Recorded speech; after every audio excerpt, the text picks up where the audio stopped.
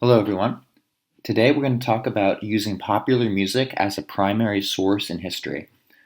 We're going to learn about how historians can gain a lot of insight into the past through looking at music, and also some good questions that we can ask as historians to help us analyze popular music. So, I want to begin with a question for you guys, which is why analyze popular music? Why do you think it's important for historians to look at music from the past? Does it help them understand history in any significant way? Think about it this way.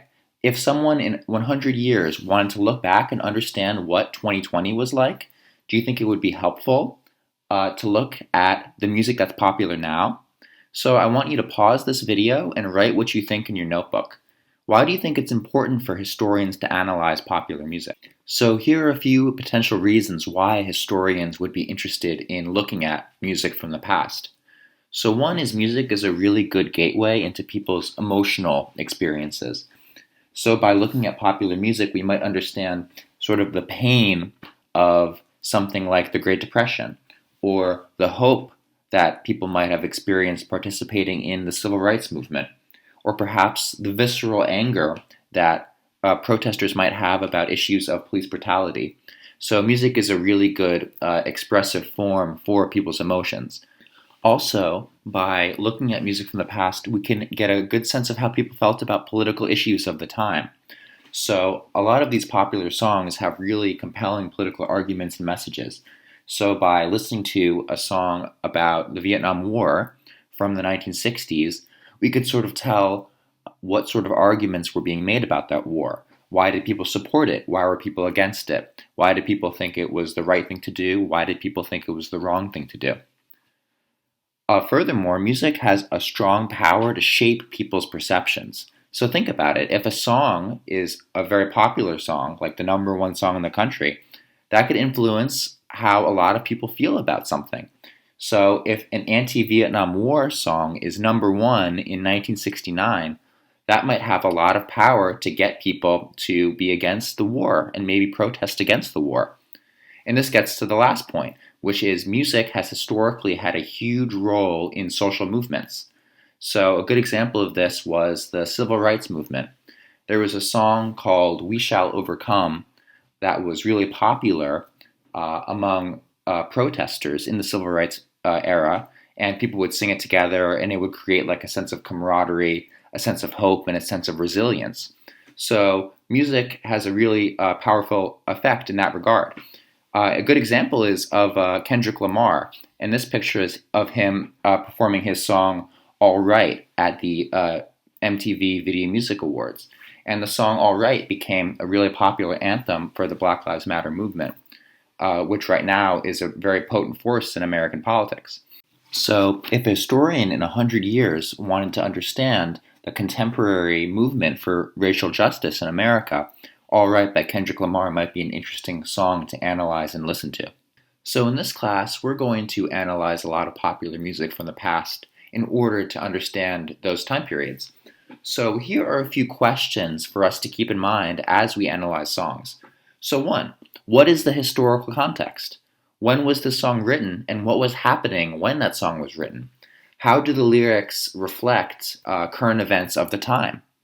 A second thing is perspective. Whose perspective is this song written from? Is it from the perspective of a poor person, a wealthy person, someone who's black, someone who's white? Where is this person from geographically? And another thing that's important is the overall message of the song. So, what is the position of the song? What message is it trying to convey? Is it an anti-war song? Is it a song that's criticizing capitalism or wealth inequality? Is it a song that has a message about racial justice? Think about what sort of message the song is trying to put forward. So we're going to practice analyzing popular music from the past. So we're going to use the example of Woody Guthrie's song Do Re Mi. So this song was written in the 1930s, so during the Great Depression. So I want you to think about everything you know about the 1930s that we've talked about and about the Great Depression. And I want you to, in your notebook, write about the historical context. what sort of perspective the song has. So, what sort of person is the narrator of the song? Where are they from geographically? What is their class background, their racial background, perhaps? And I want you to also write down what you think about the message of the song. So, what sort of political message is Guthrie trying to put forth? So, let's talk a little bit about the historical context for this song. So, one major thing that Guthrie is referencing is the Dust Bowl. So, in the 1930s, there was a major ecological disaster in the Great Plains states of Texas, Oklahoma, Kansas, where there was just all this dust in the air, and it ruined all of these poor farmers' crops to the point where they couldn't farm anymore, they couldn't pay off their debts. A lot of them were evicted from their houses. So a lot of these people became refugees, and they traveled with their families to California, where they thought that they could have a better life, maybe have a piece of land, and do a lot better than they were before.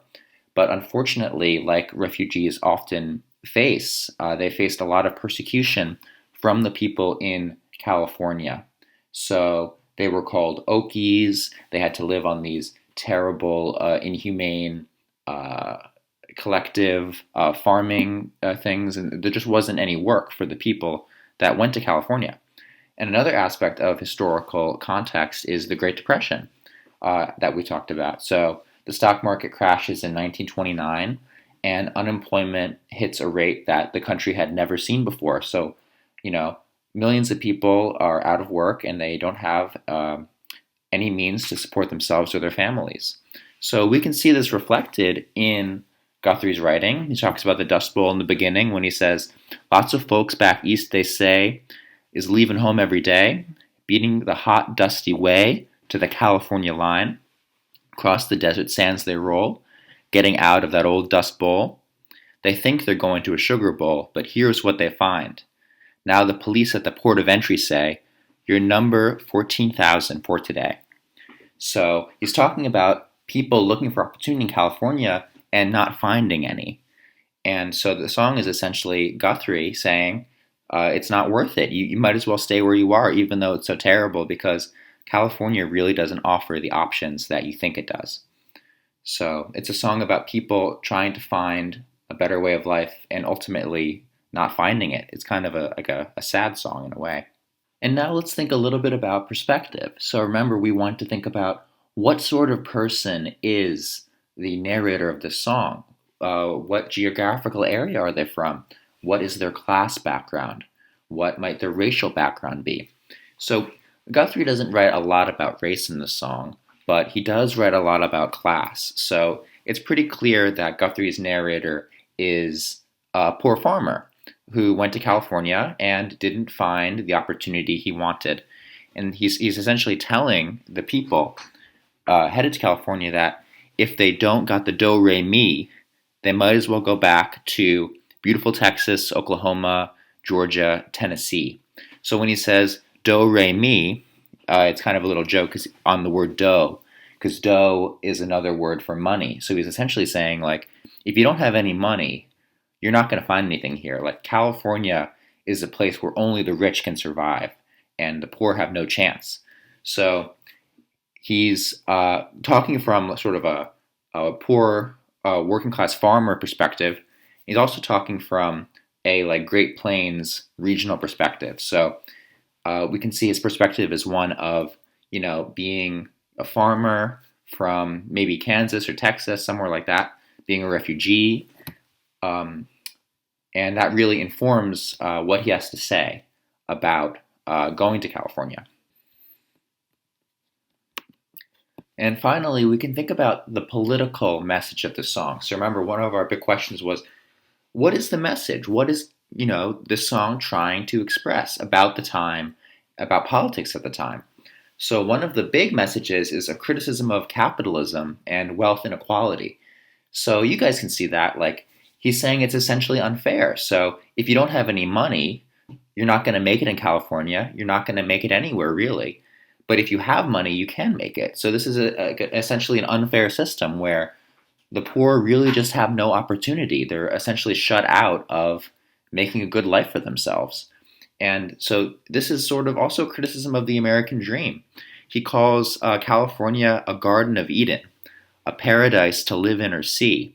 But he says, believe it or not, you won't find it so hot if you don't got the do re mi.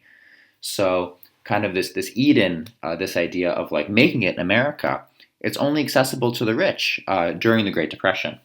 And it's also important to remember that like there's just a lot of like anger towards the wealthy at this time because they were widely blamed for causing the Great Depression through like their reckless actions on the stock market.